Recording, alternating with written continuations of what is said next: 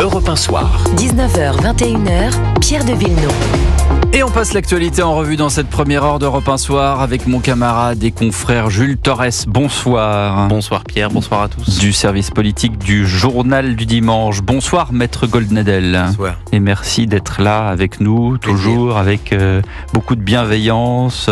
Vous avez observé ce qui se passe en France, dans le monde. On va en parler. Il y a beaucoup de sujets qui ont attrait à la violence.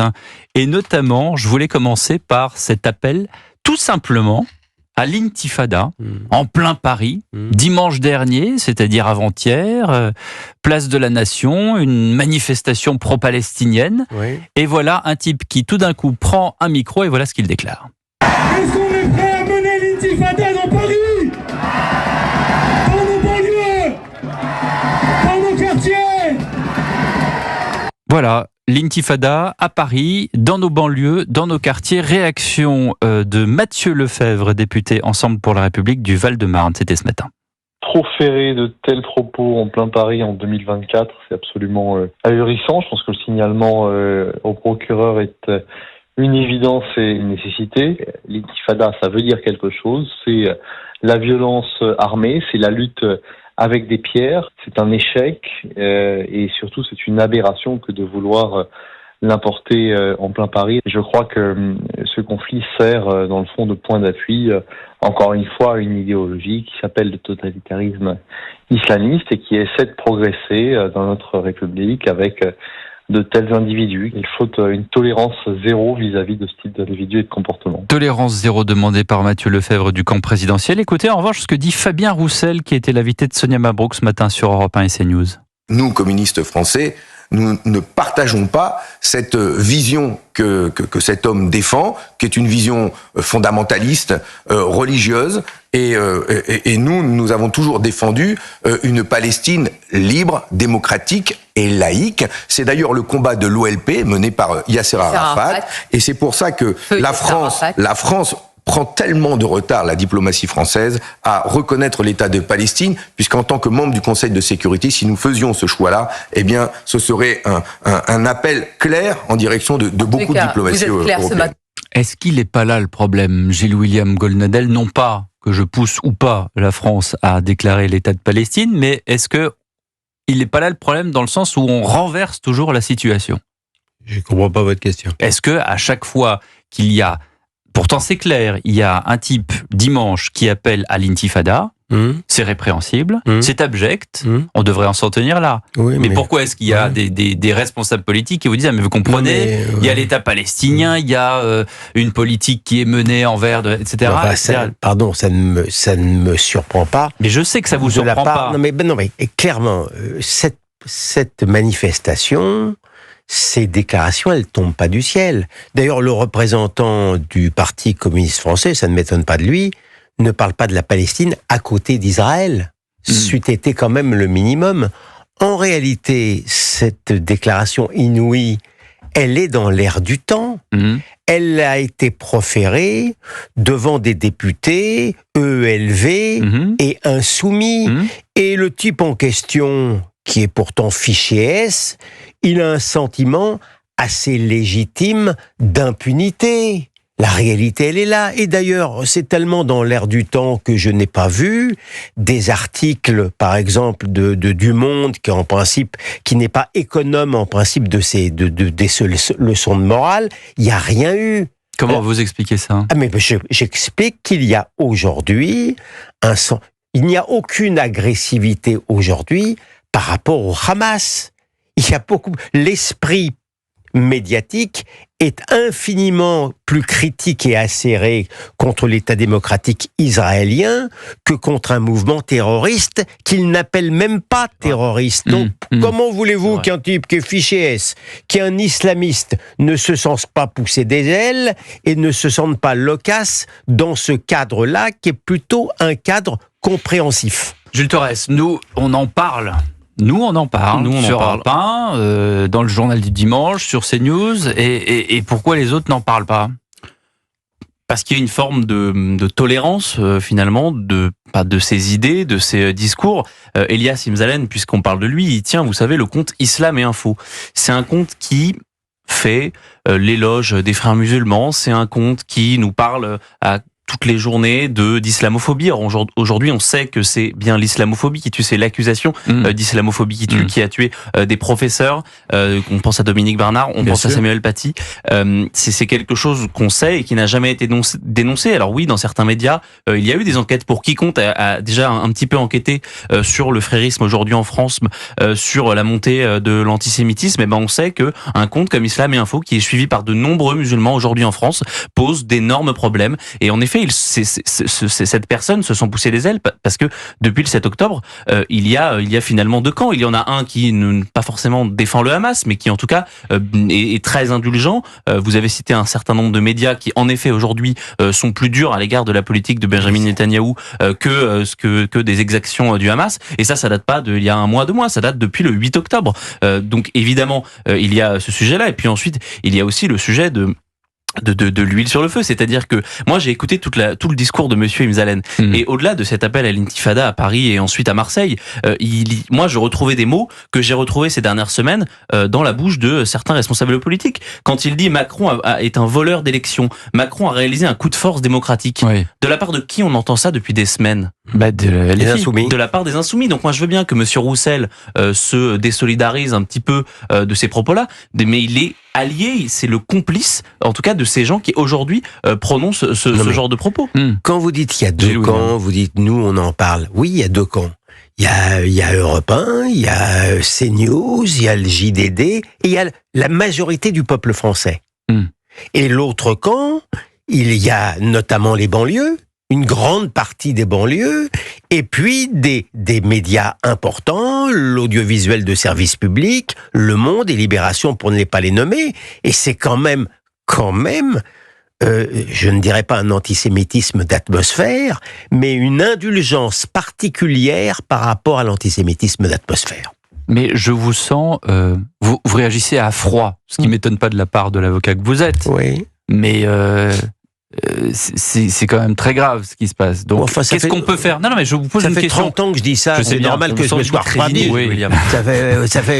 Mais ça fait 30 ans qu'il n'y a pas de solution. Ça veut dire qu'il n'y a pas d'autre solution que d'en parler, nous, par exemple, ou d'autres médias qui estiment que, c'est une cause importante et qu'il faut quand même ouvrir les yeux à certaines personnes qui peut-être auraient les yeux refermés par d'autres. Ou qu'est-ce qu'on peut faire d'autre? Non, mais curieusement, regardez, alors même que depuis le 7 octobre, la thématique de la montée irrépressible de l'antisémitisme est inscrite totalement dans le discours, eh bien, ça ne réfrène pas du tout la compréhension par rapport à ce genre d'islamisme et la compréhension par rapport au terrorisme du Hamas. J'y peux rien. Et ça leur est égal d'une certaine manière. Et alors même que leur discours est censé être antiraciste, alors même qu'ils guettent la virgule et le tréma. Mais malgré tout, c'est plus fort qu'eux, et dans le creux de ça, c'est la détestation des États-nations occidentaux et le racisme en général. Comment voulez-vous qu'on entende on n'entende plus ce genre de discours quand on a Jean-Luc Mélenchon qui, il y a quelques semaines, nous dit que l'antisémitisme aujourd'hui est résiduel, alors qu'il y a des statistiques qui sont faites par le ministère de l'Intérieur qui nous montrent qu'il y a une augmentation de 1000% depuis un an. Comment voulez-vous que ces gens-là, quand ils voient des élus de la République, des élus au Parlement européen qui font des manifestations en Jordanie cet été pour rendre hommage à la mort de Ismaël Haniyeh, le chef du Hamas, je parle évidemment de Rima Hassan, elle est allée en Jordanie dans une manifestation qui rendait hommage à aux théoriciens du 7 octobre. Je ne sais pas si vous vous rendez compte. Et ça, honnêtement... oui, on le dit ici. Après, vous avez Manuel Bompard qui est au grand rendez-vous d'Europe 1, d'où ma stupéfaction qui m'a été reprochée d'ailleurs dimanche, parce que c'est tellement gros, qui me dit citez-moi quelqu'un qui est antisémite à LFI. Qu'est-ce que vous voulez répondre?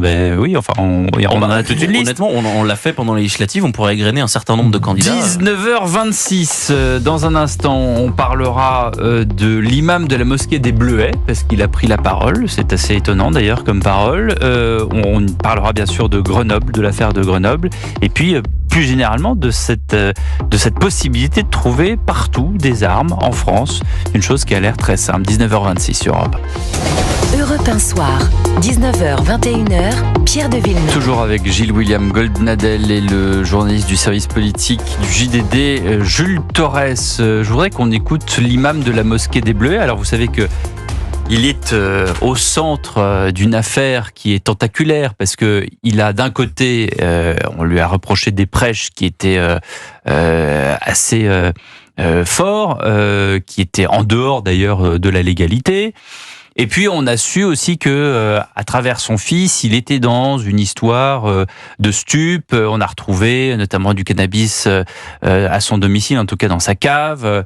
Et du coup, il y a eu une suspension demandée de ses prêches, une fermeture demandée de sa mosquée, dans la mosquée dans laquelle il fait ses prêches. La justice est opposée à la suspension de sa mosquée, et quand on l'entend aujourd'hui, cet imam de la mosquée des Bleuets, voilà ce qu'il dit sur BFM Provence. Parce que je traverse un drame familial et qu'on a besoin de se, on va dire, recueillir. Et j'ai besoin de me recentrer sur moi-même et de me reconcentrer sur mon épouse et mes enfants. Donc j'ai décidé de me retirer temporairement, le temps de reprendre, de souffler un peu, de reprendre les études, notamment de passer le diplôme universitaire sur la laïcité. Et ensuite, à l'issue de ce diplôme, de l'obtention de ce diplôme, on verra comment ça se passera. Voilà. Et puis évidemment le drame familial dont il parle, c'est que un commando a débarqué chez son fils. Il a été défenestré. C'était il y a quelques semaines. Comment ? C'était fin août. C'était fin août. Il a depuis été condamné pour violence familiale. Et condamné pour violence familiale. Donc, vous voyez, c'est un peu difficile de résumer toute cette affaire, quoi. Il y a quand même plusieurs épisodes. Qu'est-ce que vous pensez de cette déclaration, Jules Torres ? Le problème avec tous ces... En fait, c'est le problème de la stratégie des frères musulmans, c'est ce qu'on appelle, vous savez, la taquilla. C'est qu'on tient des propos, en effet, répréhensibles devant nos fidèles, mais par contre, quand il y a des caméras, quand il y a des polémiques, eh bien là, on se calme et on tient des propos où on dit, par exemple, qu'on veut faire une formation pour la laïcité, quand bien même on a des prêches radicaux qui n'ont rien à faire sur notre territoire, qui ont été diffusés il y a quelques semaines. Le vrai problème dans cette histoire, c'est le retrait. C'est-à-dire qu'en effet, cette mosquée devait être fermée. Il y a le retrait de cet imam, et donc on décide qu'il n'y a plus de problème. Que le problème, c'était l'imam, étant donné qu'il n'est plus là désormais, ça ne devient plus le problème de la mosquée. Mais je peux vous dire qu'il y aura donc d'autres imams qui vont faire des prêches qui sont aussi radicaux, qui sont aussi, si je puis dire, anti-français, et donc ça ne règle absolument pas le problème. Le problème, c'est cette mosquée qui est gérée par des imams radicaux et qui est, où il y a des fidèles qui sont aussi radicaux que ces imams. Gilles-William Goldnadel, j'ai l'impression que à chaque fois on découvre une autre mosquée qui est, gérée, en tout cas occupée par un imam qui fait des prêches radicaux. Mais de toute manière, il y a une radicalisation de l'islam en France. Vous voulez dire que c'est l'offre et la demande ? J'observe empiriquement que quand vous regardez le discours maintenant à la mosquée de Paris, à la grande mosquée de Paris, lorsque vous regardez les positions du CCIF, il y a une radicalisation. La réalité, elle est là, je la déplore parce que moi, je ne considère pas, en ce qui me concerne, l'islam comme synonyme de radicalité. Alors, il faudrait évidemment faire une différence entre le wahhabisme, le soufisme, l'islam africain, etc. Mais je veux dire, il n'y a pas de clergé, il n'y a pas de chef chez eux. J'ai compris, mais moi je suis empirique. J'ai rien à ajouter à ce qu'a très bien dit Jules Torres sur la taquilla, sur cet imam-là, sur cette mosquée-là. Il y a rien à... Je dirais simplement que je constate que la justice française, une fois de plus, a été bonne fille, comme toujours, ou comme souvent, j'exagère, mais comme souvent, et comme de plus en plus, et donc n'a pas pris une décision concernant la mosquée. Du coup, ça s'est envenimé. Du coup, dès l'instant, il aura pris des cours de laïcité, allez savoir si on va pas le retrouver. Voilà, c'est tout. Jules Torres. Il y a un chiffre, moi, quand même, qui à chaque fois m'étonne, c'est qu'il y a, en gros, il y a 1500 mosquées aujourd'hui en France, mais je parle des vraies mosquées. Il y a 2600 mosquées et salles de prière. Donc, on va dire qu'il y a 1500 mosquées. Il y en a plus de 150 qui sont sous l'œil avisé de la justice, c'est-à-dire que les services du ministère de l'Intérieur. Donc il y a quasiment 10% des mosquées qui aujourd'hui en France sont observées de très près pour radicalisation par le ministère de l'Intérieur. Et c'est un chiffre qui va augmenter. C'est un chiffre qui augmente d'année en année au fur et à mesure que le nombre de mosquées augmente finalement. Et c'est vrai que je suis toujours un petit peu étonné qu'on s'étonne que à chaque fois qu'on voit, on a l'imam de Brest, je sais que Monsieur Oubrou à Bordeaux avait eu des histoires comme ça. Est-ce que c'est pas la fameuse phrase de il peut pas mettre chaque flic derrière chaque délinquant, et dans ce cas-là on peut pas surveiller toutes les mosquées? Qu'est-ce que vous... Non, il y a aussi en France il y a quand même une liberté de religion. Non, mais est-ce que le problème, Jules Torres, il n'est pas dans le fait que dans une mosquée, dans une salle de prière, il y a des fidèles, et puis il y en a qui entendent, et puis après on répète ce qu'on veut? Est-ce qu'il n'y en a pas un qui irait dire, dis donc, quand même, il est allé fort, l'imam, il nous appelle à faire ceci, cela, moi je suis pas d'accord. Et personne ne le fait. Non mais puis il y a le problème du nombre. Le nombre, c'est une grande chose.